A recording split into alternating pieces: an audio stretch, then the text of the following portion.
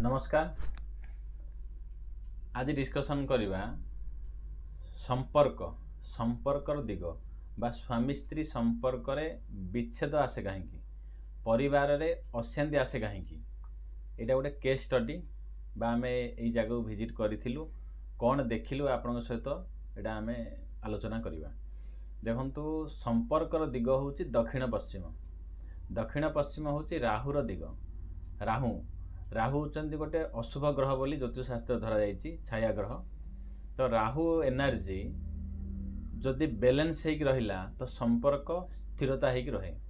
जदि राहुंक शक्ति जदि वृद्धि पाए आम घरे बा जदि राहु दिगरे जदि किछि ना किछि वास्तुदोष आसीगला तेबे एई संपर्क धीरे धीरे छिंडिया लगे बा संपर्क भितरे फाट सृष्टि हुए बा स्वामी स्त्री भितरे बड़ अशांति जेमिति कि छाड़बाड़ा पर्यंत डिवोर्स पर्यंत कथा मध्य पलाए। यही संपर्क कहीं खराब हुए तार कौन प्रतिकार करहब ए विषय कथा हवा ए केस स्टडी माध्यम आम कथा हवा। देखंतु जेमिति आपण इमेज रे देखुचंती ए घरर ब्रह्मस्थान रु साउथ वेस्ट जोड़ा लिखाई नैऋत्य कोण दक्षिण पश्चिम कोण। ए दक्षिण पश्चिम रे देखंतु आपण देखिपारे ये चूल्हा अच्छी रोषेईर चूल्हा।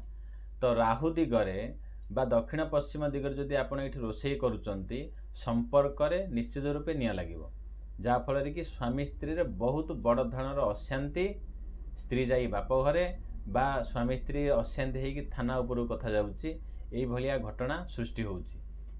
तेबे आमको डाकिथिबा तु एई केस स्टडी टी आपनको शेयर करिवार अर्थ जदि एई भलिया घटना आपण देखुचंती तेबे ताकू सचेतन करांतु, अन्यर उपकार करंतु। दक्षिण पश्चिम दिग संपर्कर दिग जदि एई दिगरे चूल्हा आसीगला रोषेई चूल्हा बा घर जदि रोषेई घर जदि इठी आसी जाए तेबे संपर्क भितरे निया लागे अशांति सृष्टि हुए। आ एई केस स्टडी मध्य हेइची। तेणु करी यार प्रतिकार एई दक्षिण पश्चिम नैऋत्य कोणरू आपण चूल्हा को उठे दियंतु बा एई दक्षिण पश्चिम होची पितृंकर दिग मध्य।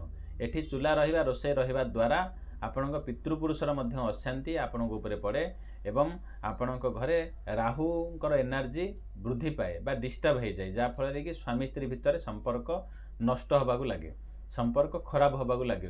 किछि अभाव नाही एई घरे कौनसी प्रकार अभाव नाही, धन अच्छी घर अच्छी गाड़ी घोड़ा जहाँ आवश्यक सब कंप्लीट रूपे अच्छी, तथापि स्वामी स्त्री रे संपर्क ठीक नाही। निश्चित रूपे स्वामी स्त्री संपर्क खराब होउची।